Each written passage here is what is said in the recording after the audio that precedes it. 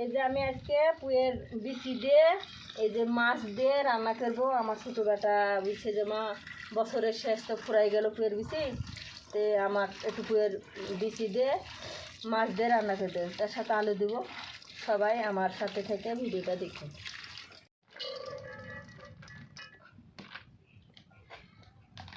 আলু বাগুন একসাথে লিয়েছি পিঠে, পেঁয়াজ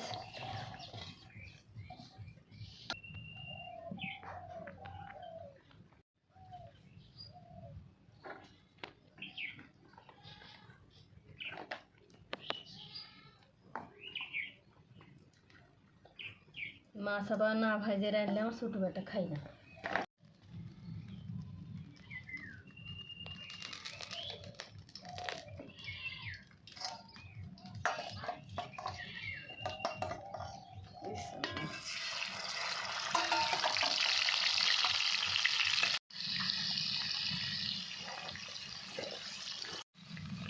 এই তো মাছ ভাজা শেষ। এই তো সব কিছু মশলা দিয়ে আমি চড়া দিয়েছি, কিন্তু আমি হলে শাঁসি অনুযায়ী রানবো। ঢালে তেলে দিব, তেলে দেওয়ার পর মাছ দেবো।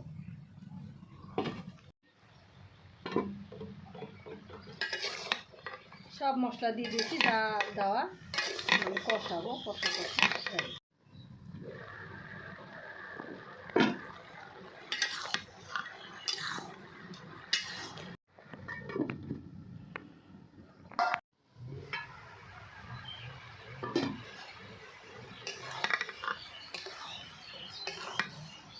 আমার কষানো শেষ, এখন ঝোল দিব।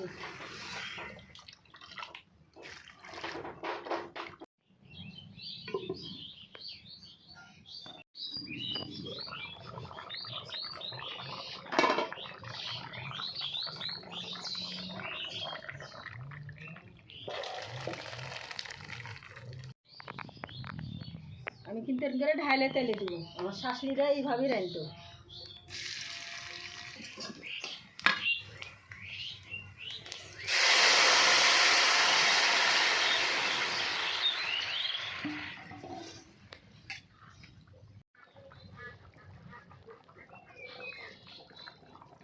আমার শাশুড়িরা কিন্তু এইভাবে রাঁধতো।